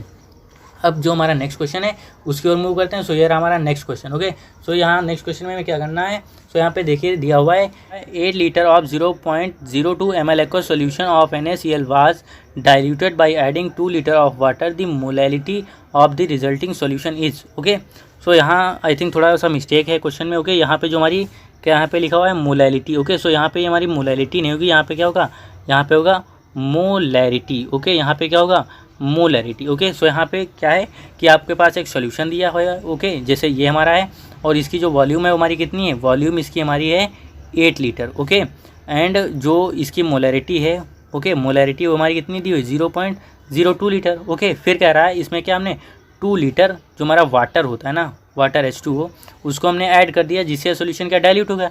अब जो सोल्यूशन जब हमारा डाइल्यूट हो गया मीन्स क्या, अब इसकी जो हमारी वॉल्यूम थी वो कितनी पहुँच गई, ये जब हमने इसको हमने क्या कर दिया, डाइल्यूट। ओके, सो डाइल्यूट होने के बाद इसकी जो वॉल्यूम थी वो कितनी 10 लीटर हमारी रीच हो जाएगी। ओके, 8 लीटर प्लस 2 लीटर कितना 10 लीटर। ओके, सो अब क्या कह रहा है, जो हमारा 10 लीटर का जो हमारा सॉल्यूशन फॉर्म हो गया है इसकी आपको क्या बतानी है, मोलैरिटी बतानी है। ओके, क्या बतानी है, molarity. Okay, so I think ये चीज़ आप क्वेश्चन तो समझ ही गए। सो आप इसको किस तरह से फाइंड आउट करेंगे वो मैं आपको बताता हूँ। क्योंकि अगर बाय द वे आप अगर मोलैरिटी वाला जो फार्मूला होता है number of moles of solute divided by volume of solution in litre. Okay, volume solution in litre, अगर इसके थ्रू अगर आप कैलकुलेट करने के लिए जा रहे हैं तो आपको काफ़ी टाइम लगेगा। तो उसके लिए मैं आपको शॉर्ट ट्रिक बता देता हूँ। शॉर्ट ट्रिक क्या है, M1V1 is equals to M2V2। Okay, so M1V1 M2V2 क्या है। ओके, सो उसको देख लेते हैं। ओके, सो उसको देखने से पहले क्या, इसको जरा ना कम एरिया में लिखते हैं जिससे कि यहाँ पे पूरा सॉल्व हो जाए। ओके, सो इसको यहाँ पे लिखते हैं M1V1 is equals to M2V2। Okay, अब कम एरिया में तो ये क्या इजीली इसी स्पेस में सॉल्व हो जाएगा। ओके, इसी स्लाइड में। ओके, सो अब अगर बात करें ना तो M1 क्या, तो M1 हमने माना कि जो हमारा डाइल्यूशन की पहली की जो हमारी मोलैरिटी थी वो है। ओके, मीन्स जब हमने सोल्यूशन को डाइल्यूट नहीं किया था देन जो हमारी मोलैरिटी थी उसको हमने M1 मान लिया। सो हमारा क्या होगा 0.02। ओके, एंड फिर हमने क्या किया, जो V1 है तो V1 क्या होगी, वो भी हमारी डाइल्यूशन की पहली की वॉल्यूम होगी। ओके, तो वो हमारी कितनी है 8 लीटर। ओके, तो हमने 8 से मल्टीप्लाई कर दिया इज इक्वल्स टू क्या है M2। तो M2 क्या है, मोलैरिटी जब हमने सोल्यूशन को डाइल्यूट कर दिया और वही क्या हमें फाइंड आउट करनी है। ओके, M2 ही हमें बताना है। और फिर V2 हमारी क्या है कि जब हमने डाइल्यूट कर दिया देन सोल्यूशन की वॉल्यूम तो हमारी कितनी हो जाएगी 8 + 2 मीन्स कितनी 10 लीटर। ओके, सो ऐसे M2 अगर मैं कैलकुलेट करने को कहा है सो किस तरह से कैलकुलेट कर सकते हो। ओके, सो जो M2 इज इक्वल्स टू होगा उसको क्या करेंगे 0.02 × 8 डिवाइडेड बाई 10, यही तो करेंगे। सो क्या करते हैं यहाँ पे ना हम 2 से डिवाइड करते हैं तो 2 4 × 8 एंड 2 5 × 10। ओके, सो यहाँ से फिर क्या होगा, यहाँ पे ना हम लिख लेते हैं। सो यहाँ जब हम 0.02 को जब 4 से मल्टीप्लाई करेंगे सो यहाँ पे कितना आने वाला है 0.08 डिवाइडेड बाई 5, यही तो आएगा। ओके, सो अब अगर इसको हम डिवाइड करें तो यहाँ पे क्या कर लेते हैं, इसको अगर हम पॉइंट को रिमूव करते हैं तो यहाँ पे क्या 2 0 यहाँ पे इंक्रीज़ होंगे। ओके, या इसको हम इस तरह से भी तो लिख सकते हैं, किस तरह से 8 डिवाइडेड बाई 5 × 10⁻²। और अगर ऊपर ले जाएंगे तो यहाँ पे क्या हो जाएगा, ये हमारी पावर माइनस में हो जाएगी। ओके, सो यहाँ पे क्या, अब इसको अगर हम कैलकुलेट करें मीन्स कर 5 से अगर हम 8 को डिवाइड करें तो क्या आएगा। ओके, सो 5 1 × 5 एंड यहाँ पे 3 बचेगा, फिर 5 और फिर पॉइंट यहाँ पे 1 के बाद में लगाएंगे तो कितना हो जाएगा 3 बचा तो 30 होगा मीन्स 5 6 × 30। ओके, सो कितना आया 1.6 आया। और यहाँ पे मल्टीप्लाई क्या 10⁻²। ओके, जब हमने इस पावर को ऊपर भेजा तो क्या -2 हो जाएगी, 10⁻² थी। सो जब 10⁻² माइनस में मीन्स क्या, जो हमारा डेसिमल हो क्या हमारा 2 डिजिट इधर क्या हमारा लेफ्ट साइड में मतलब खिसक जाएगा। ओके, लेफ्ट साइड में हमें प्लेस करना पड़ेगा 10⁻² को क्या हटाने के लिए। तो यहाँ पे जो हमारा 1.6 है वो हमारा क्या हो जाएगा, वो हमारा हो जाएगा कितना, वो हमारा हो जाएगा 0.016। ओके, सो यहाँ पे पॉइंट था हमारा 1 के बाद में ना, तो 1 के बाद में क्या 1 2 यहाँ पे मतलब पॉइंट आ जाएगा। ओके, सो ये जो हमारा आंसर हो जाएगा इसका, तो यहाँ पे ऑप्शन में देखिए कौन सा है, option number C. Okay, 0.016। Okay, ये हमारा राइट आंसर होगा। तो आई थिंक आपको ये चीज़ें समझ में होंगी। अगर आपको कैलकुलेशन में कहीं पे अगर कन्फ्यूज़न है तो आप इसी तरह इस फॉर्मूले के थ्रू कर लीजिए, क्योंकि यहाँ पे मैंने आपको सारी चीज़ें बता दी सो आई थिंक आपको ये चीज़ क्लियर होगी। तो इसकी मोलैरिटी कितनी होगी 0.016 ओके। और इस तरह का क्वेश्चन आपसे पूछा जा सकता है आपके बोर्ड एग्जाम में। सो जो नेक्स्ट क्वेश्चन है वो मैं आपके स्क्रीन पे लाता हूँ, जो हमारा लास्ट क्वेश्चन है।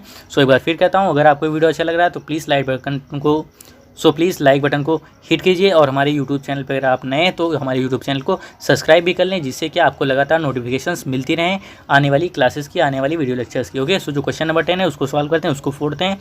यहाँ पे लिखा हुआ है predict which of the following mixture will show a negative deviation from Raoult's law okay.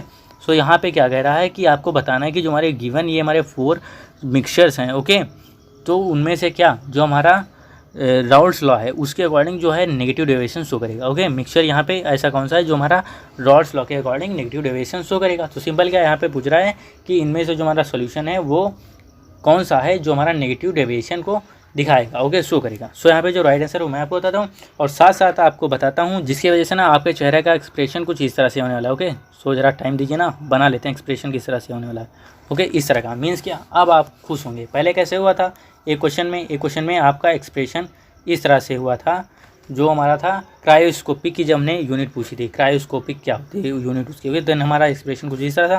लेकिन अब जो मैं डिक्लेयर कर रहा हूँ क्वेश्चन नंबर 10 के बारे में, उसकी वजह से क्या आपका चेहरा थोड़ा सा खिल जाएगा, आप थोड़ा सा मुस्कुराएंगे ओके। सो बात करें कि आप क्यों मुस्कुराएंगे, तो सबसे पहले मैं आपको ये बता दूँ कि आप मुस्कुराएंगे क्यों। क्योंकि ना मैं आपको यहाँ पर एक ट्रिक दूंगा जिससे कि आप जो हमारा पॉजिटिव डेविएशन होता है एंड नेगेटिव डेविएशन होता है ओके, आप उसको इजीली जज कर पाएंगे, उसको इजीली मीन्स आप जान पाएंगे ओके।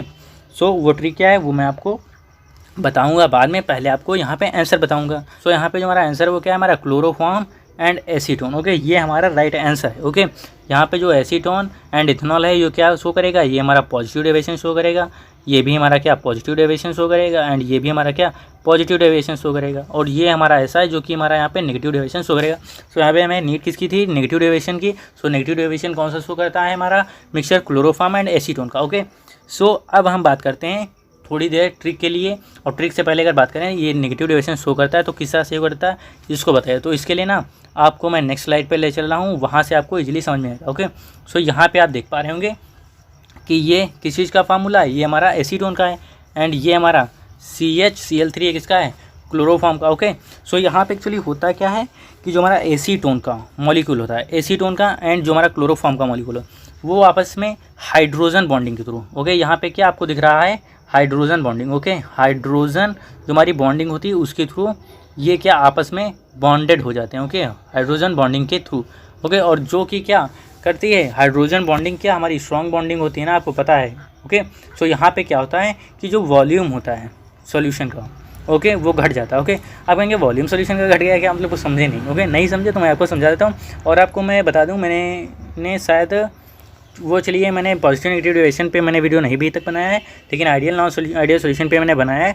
वहाँ पे क्या वॉल्यूम किस तरह से इंक्रीज होती है किस तरह से डिक्रीज होती है, मीन्स जितने फैक्टर होते हैं जो हमारे रोल प्ले करते हैं पॉजिटिव नेगेटिव डेविएशन जज करने में, वो सारे के सारे हमने ideal solution and non ideal solution में मतलब पढ़े हुए हैं, मतलब वहाँ पे मैंने डिस्क्राइब किया। तो उसका लिंक मैं आपको शेयर कर दूँगा डिस्क्रिप्शन बॉक्स में, वहाँ पर आप देख लीजिएगा। मीन्स क्या आप जब देखेंगे तो आपको मिलेगा वहाँ पर ओके। सो आप उसकी तरह ये चीज़ें अच्छे से समझ सकते हैं। फिलहाल मैं आपको बता देता हूँ किस तरह से वॉल्यूम डिक्रीज होगी ओके। सो सपोज़ यहाँ पे क्या हमारा बीकर ए है एंड ये हमारा बीकर बी है ओके। सो इसमें क्या हमारा एसीटोन का सॉल्यूशन है, इसमें हमारा यहाँ पे एसीटोन प्रेजेंट है एंड यहाँ पे हमारा क्लोरोफॉर्म। सो यहाँ पे अगर हम बात कर लें वॉल्यूम की ओके, सो यहाँ पे मान लेते हैं जो हमारी एसीटोन की जो वॉल्यूम है कितनी है 5 ml ओके, कितनी है 5 ml, एंड यहाँ पे क्लोरोफॉर्म की भी कितनी है 5 ml। सपोज कर लेते हैं, मीन्स क्वांटिटी डिफरेंट हो सकती है ऐसा ना, सपोज हम 5 की बजाय हमने 8 ले लिया ओके। सपोज यहाँ पे क्या एसीटोन की जो यहाँ पे क्वांटिटी है वो कितनी है 5 ml, एंड क्लोरोफॉर्म की वो हमारी 8 ml। सो मीन्स जब हमने इनको मिलाया ओके, सो जब इनको हमने मिलाया और मिक्सचर को बनाया, देन जो हमारा रिजल्टिंग मिक्सचर होना चाहिए उसकी वॉल्यूम कितनी हो चाहिए, उसकी वॉल्यूम होनी चाहिए 8 + 5 कितना होता है 13, मीन्स इसकी कितनी 13 ml वॉल्यूम होनी चाहिए। लेकिन जब क्या हम एसीटोन एंड क्लोरोफॉर्म को मिलाते हैं तो ऐसा नहीं होता, मीन्स इसकी वॉल्यूम क्या हो जाती है डिक्रीज हो जाती है, मीन्स क्या कम हो जाएगी 13 नहीं होगी, लेस दैन कितनी होगी, लेस दैन हमारी होगी 13 ओके, लेस दैन 13 हमारी वॉल्यूम होगी इस सॉल्यूशन की ओके। सो ऐसा होता है, ऐसा होता क्यों है, due to hydrogen bonding okay. और इसी तरह कई केसेस हैं, क्या होगा इसमें जो हमारा वेपर प्रेशर है ना वो भी क्या डिक्रीज़ होएगा ओके। तो ये चीज़ें होती हैं सो इन चीज़ों को अगर आपको समझना है तो जो ideal solution and non ideal solution का मैंने वीडियो डाला वहाँ पे आप जाके समझ सकते हैं, लेकिन मैंने आपको इतना बता दिया यहाँ पे क्या हाइड्रोजन बॉन्डिंग होती है जिससे हमारी सोल्यूशन की वॉल्यूम डिक्रीज होती है, और अगर वॉल्यूम डिक्रीज है तो आप समझ लीजिए वहाँ पे क्या नेगेटिव डेविएशंस होगा, क्योंकि किसी भी चीज़ में हम कमी चाहते नहीं, अगर कमी अगर होती तो हमें क्या मतलब अच्छा फील नहीं होता, और अच्छा फील कब नहीं होता जब हमारे पास कंडीशंस नेगेटिव नहीं मतलब नेगेटिव होती हैं, ओके, पॉजिटिव नहीं होती, मीन्स पॉजिटिव कंडीशंस होती है मीन्स हमारे फेवर में होती है, एंड नेगेटिव कंडीशंस है मीन्स वो क्या हमारे अगेंस्ट है। एंड जब भी किसी चीज़ का लॉस होता है, सो जो कंडीशन होती है जिस टाइम पे हम लॉस करते हैं वो कैसे होती है, वो हमारी कंडीशन कैसी होती है, negative condition, okay. So I think ना आपको पता चल गया होगा कि यहाँ पे जो नेगेटिव डेविएशन है जो क्लोरोफॉर्म एंड एसीटोन के थ्रू शो किया जा रहा है वो किस तरह से शो किया जा रहा है या फिर क्यों शो हो रहा है, ओके। सो आई थिंक ये चीज़ क्लियर होंगे। सो यहाँ पे ना मैंने आपको बस आइडिया दे दिया कि आप किस तरह से याद रखेंगे कि वॉल्यूम डिक्रीज़ होने पे हमारा पॉजिटिव डेविएशन होता है, नेगेटिव डेविएशन। सो जब क्या हमारा कोई भी चीज़ का जब लॉस होता है, ओके, सो वहाँ पे क्या कंडीशंस हमारी नेगेटिव होती हैं हमारे लिए, ओके। सो वो मैंने ना थोड़ा यहाँ पे डिस्कस कर लिया। सो नाउ मैंने आपको यहाँ पे जो ट्रिक की बात कही थी वो मैं आपको बताता हूँ। सो ये रहा फर्स्ट पेज जो कि हमारी ट्रिक है किसके लिए, पॉजिटिव डेविएशंस के लिए, ओके। सो पॉजिटिव डेविएशंस में क्या होता है, यहाँ पे जो ट्रिक है वो यहाँ पे मेंशन है, यहाँ पे आप देख पा रहे होंगे लिखा हुआ होगा positive deviation, okay. Positive deviation क्या उनसे शो करते हैं, अगर अल्कोहल हमारा है हमारे किसी भी मिक्सचर में, ओके, या सोल्यूशन में, ओके, सो वो कैसा होगा, वो हमारा ज़्यादा से ज़्यादातर चांसेस होंगे 95% वो कैसा शो करेगा, 95% वो हमारा पॉजिटिव डेविएशन शो करेगा, ओके। एंड यह हमारा कार्बन डाइसल्फाइड है, उस केस में भी क्या हमारा सॉल्यूशन जो होगा पॉजिटिव डेविएशन शो करेंगे। एंड अगर हमारा क्लोरोफॉर्म है CHCl4, ओके, सॉरी इसको CHCl4 का मतलब क्लोरोफॉर्म नहीं होता है भाई, इसका मतलब होता है कार्बन टेट्राक्लोराइड, ओके। अगर कार्बन टेट्राक्लोराइड अगर हमारा है सॉल्यूशन में प्रेजेंट तो वो भी कैसा हमारा पॉजिटिव डेविएशन ही शो करेगा, ओके। 95% चांसेस रहते हैं, ओके। तो 95% आप इस ट्रिक को वैलिड मतलब आप कह सकते हैं कि हाँ ये ट्रू है, ओके। ये आपकी 95% तक आप कंसीडर कर सकते हैं कि ऐसा ही होगा, ओके। ऐसा नहीं कि यहाँ पे एग्जेप्शंस नहीं होते, एग्जेप्शंस भी होते हैं, ओके। सो बात कर लेते हैं ना, तो यहाँ पे जो भी एग्जांपल दिए किसके हैं वो हमारे पॉजिटिव डेविएशन के, ओके। यहाँ पे आप देख पा रहे होंगे कि अल्कोहल की अगर बात करें, ओके। सो यहाँ पे आप देख रहे हैं पहले में क्या मेथनॉल, मतलब कि अल्कोहल प्लस वाटर कैसा शो करेगा, पॉजिटिव डेविएशन शो करेगा, ओके। फिर क्या है मेथनॉल प्लस कार्बन टेट्राक्लोराइड ये भी शो कराएगा। यहाँ तो क्या भाई फेवर मिल रहा है कि अल्कोहल भी है एंड हमारा कार्बन टेट्राक्लोराइड भी है CCl4 भी, ओके। सो भी क्या पॉजिटिव डेविएशन शो करेगा। अब यहाँ पे क्या एथेनॉल साइक्लोबेंजीन, ओके। सो ये भी क्या हमारा पॉजिटिव डेविएशन शो करेगी। फिर क्या है ethanol and water means alcohol यहाँ पर भी है, सो ये भी क्या हमारा पॉजिटिव डेविएशन शो करेगा। फिर क्या हमारा acetone and carbon disulphide, okay. तो यहाँ पे क्या हमारी कार्बन डाइसल्फाइड रोल में आ गई, ओके। तो यहाँ पे भी क्या पॉजिटिव डेविएशन शो होगा। फिर क्या है acetone and ethanol means ethanol मतलब यहाँ पर भी अल्कोहल, तो मीन्स ये भी क्या पॉजिटिव डेविएशन शो करेगा। सो यहाँ पे सारी जो हैं यहाँ पे आप देख पा रहे होंगे, और इन्हीं में से क्या आपको आपके बोर्ड एग्जाम में अगर आता है पॉजिटिव नेगेटिव डेविएशन से रिलेटेड क्वेश्चन, तो आप इन्हीं में से आप कोई भी मतलब सॉल्यूशन को कोई भी कंपाउंड को क्या आप देख पाएंगे अपने ऑप्शंस में, ओके। और वहाँ से आप टिक कर पाएंगे कि हाँ भाई पॉजिटिव डेविएशन कौन सा शो कर रहा है और नेगेटिव डेविएशन की अब है बारी। सो नेगेटिव डेविएशन की जो स्लाइड है वो मैं आपके स्क्रीन पे लाता हूँ। सो ये रही नेगेटिव डेविएशन की स्लाइड, और इसको हम किस तरह से जानते हैं कि नेगेटिव डेविएशन हमारे कौन से सॉल्यूशन शो करते हैं, ओके। सो नेगेटिव डेविएशन कौन से सॉल्यूशन शो करते हैं, एक्चुअली जो हमारे एसिड्स के जो हमारे सॉल्यूशन होंगे, मीन्स अगर हमारा एसिड है तो वहाँ पे क्या नेगेटिव डेविएशन होने के चांसेस काफ़ी ज़्यादा होते हैं, ओके। सो यहाँ पे क्या होता है, जैसे यहाँ पे आप देख पा रहे होंगे हाइड्रोक्लोरिक एसिड, ओके। यहाँ पे क्या एसिड की बात हो गई मीन्स क्या नेगेटिव डेविएशन शो करेगा। एंड फिर यहाँ पे क्या nitric acid plus water means nitric acid की बात हो गई, सो यहाँ पर भी क्या नेगेटिव डेविएशन। फिर यहाँ पे क्या फॉर्मिक एसिड, यहाँ पर भी एसिड, तो ये भी क्या हमारा नेगेटिव डेविएशन शो करेगा। फिर एसिटिक एसिड वाटर है एंड फिर एसिटिक एसिड पैराडीन है, तो ये भी क्या हमारा करेंगे, ये भी हमारा नेगेटिव डेविएशन शो करेगा। एंड लास्ट क्या हमारा एसिटिक एसिड एंड एनिलीन, सो ये भी क्या हमारा नेगेटिव डेविएशन शो करेगा, नहीं करेगा, ओके। मैंने क्या अभी मैंने थोड़ी देर पहले पॉजिटिव डेविएशन में क्या कहता था कि यहाँ पे एग्जेप्शंस भी होते हैं केमिस्ट्री में, ऐसा नहीं है कि भाई हाँ आपको जो दिख गया बस वही होगा। मैंने क्या ट्रिक बताई कि वैलिड है मीन्स ये आपके काम में आएगी, लेकिन ऐसा नहीं 100% नहीं आने वाली। लेकिन क्या हाँ बोर्ड एग्जाम में आई थिंक मैं कह सकता हूँ लगभग 99% की आपकी ये ट्रिक काम आएगी। सो आपको कंपाउंड ये याद रखना है, जैसे यहाँ पे एक एग्जेप्शन आपको मिल गया, ओके। सो आपको इस एग्जेप्शन को आपको अपने दिमाग में रखना है एग्जेप्शन को, एंड उसके अलावा आपको कोई भी टेंशन लेने की ज़रूरत नहीं है। और जैसे जैसे मैंने ट्रिक बताई उसके बेसिस पे आप नेगेटिव पॉजिटिव डेविएशन को जज कर पाएंगे। सो यहाँ पे एग्जेप्शन क्या है हमारा acetic acid and aniline, okay. So आप क्या करते हैं, जो हमारा क्लास है वो आज के क्लास को यहीं पे बाइंड अप करते हैं। और लीव करने से पहले मैं आपको एक बार फिर से कहता हूँ वो आप काम कर दीजिए, क्योंकि क्या अगर आपने अभी तक हमारी वीडियो को लाइक नहीं किया तो उसे लाइक कीजिए। और आपके लिए जो सबसे इंपॉर्टेंट बात है वो मैं आपको बता दूँ, मैंने क्या कहा था कि आपको एक सरप्राइज़ के बारे में भी, आपको डे के बारे में बताऊँगा। तो मैं आपको बता दूँ कि वो सरप्राइज़ ज़्यादा दूर नहीं है आपसे, क्योंकि वो आपको मिलने वाला है मंडे को। और एक्चुअली क्या आज हमारा सैटरडे ही है। ओके, सो क्या संडे को गैप रहेगा एंड मंडे को, जो हमारा नेक्स्ट मंडे ये हमारा आने वाला है जस्ट, ओके, उस मंडे को क्या आपको मिलेगा सरप्राइज़। ओके, सो सरप्राइज़ में क्या है वो मैंने आपको जैसा कि कहा था वो आपको वहीं पर क्लियर होगा जब आपको सरप्राइज़ मिलेगा। ओके, और बात करने का डेट कितनी पड़ रही है, तो डेट हमारी है मंडे को आई थिंक 13 नवंबर। ओके, सो आपको जो सरप्राइज़ मिलने वाला क्या 13 नवंबर को मिलेगा। तो वहाँ पे क्या होगा, एक्चुअली मैं थोड़ा सा आइडिया भी दे देता हूँ सरप्राइज़ के बारे में। तो वहाँ पे जो हमारा सेटअप ये आप देख रहे हैं वो सेटअप में थोड़ा चेंज आएगा, जिससे क्या आपका जो मतलब इंटरेक्शन है, ओके, या यूँ कह लीजिए जो अफेक्शन है आपको वीडियो के साथ, वो आपका थोड़ा सा और बढ़ेगा और आपको थोड़ा सा इंटरेस्ट आएगा और आप ज़्यादा और ध्यान दे पाएंगे इस पर। ओके, अपना जो मतलब माइंड है ना उसको आप कंसंट्रेट कर पाएंगे यहाँ क्वेश्चंस पे easily. Okay, and now thank you, keep practising, keep learning, क्योंकि जितनी ज़्यादा प्रैक्टिस उतनी ही ज़्यादा देर आपको उस नॉलेज को स्टोर करने की कैपेसिटी की परमिशन मिलती है। ओके, मीन्स कैपेसिटी आपकी बढ़ती है, या आप यूँ कह लीजिए जितनी ज़्यादा प्रैक्टिस करेंगे उतनी ज़्यादा देर आपको अलाउ किया जाएगा कि आप उस नॉलेज को स्टोर कर लीजिए। जैसे कि आप ये समझ लीजिए कि जिस तरह से आप किसी भी फैक्ट्री में अगर काम कर रहे हैं तो जितनी ज़्यादा देर आप काम करेंगे उतनी ज़्यादा आपको सैलरी मिलेगी। ओके, और उसी तरह क्या होता है, अगर आप जितना ज़्यादा किसी भी चीज़ की प्रैक्टिस करते हैं तो आपको क्या मिलता है कि आप उस चीज़ को उतनी ज़्यादा देर तक स्टोर कर पाएँ। अगर आप 2 मिनट करते हैं अगर कोई मतलब चीज़ की प्रैक्टिस, तो आप क्या मैक्सिमम 1 डे या 2 डे आप मान लीजिए कि आपके ब्रेन में स्टोर है। अगर आप उसको क्या 2-3 दिन अगर 2-2 या मतलब 5-5 6-6 मिनट अगर आप प्रैक्टिस करेंगे ना, सो क्या आपके पास 1 साल तक मतलब स्टोर रह सकते हो। ओके, 5-6 महीने तक। ओके, सो प्रैक्टिस आपके लिए काफ़ी इंपॉर्टेंट है। और मैं आपको बता दूं कि अगर आप मुझसे कनेक्टेड रहना चाहते हैं, आप मुझसे कॉन्टैक्ट करना चाहते हैं, तो आप कहाँ पे कॉन्टैक्ट कर सकते हैं। सो यूट्यूब पे तो आप मुझसे कनेक्टेड ही हैं, साथ में आप हमारे फेसबुक पर आप हमें कांटेक्ट कर सकते हैं। ओके, मेरा फेसबुक नहीं एक्चुअली, मीन्स फेसबुक क्या है सोशल मीडिया प्लेटफॉर्म है। ओके, मीन्स वहाँ पे क्या हमारा अकाउंट ज़रूर है। ओके, मेरा फेसबुक ऐप नहीं है भाई, मैं फेसबुक का मालिक नहीं हूँ, लेकिन क्या हाँ वहाँ पे मेरा अकाउंट एक्चुअली ज़रूर है। ओके, सो वहाँ पे आप मुझसे क्या कनेक्ट हो सकते हैं। ओके, कांटेक्ट मुझसे कर सकते हैं। और साथ साथ टेलीग्राम का जो सोशल मीडिया प्लेटफॉर्म है वहाँ पर भी आप कनेक्ट हो सकते हैं मुझसे, और उसकी जो लिंक्स है वो मैंने आपके डिस्क्रिप्शन बॉक्स में प्रोवाइड कर दिए हैं, तो वहाँ से आप इजीली हमें ज्वाइन कर सकते हैं। Okay, so thank you for watching this video. और अब आपसे अलविदा कहने का टाइम आ चुका है, मीन्स क्या गुड नाइट कहने का टाइम आ चुका है। Good night, take care, bye bye.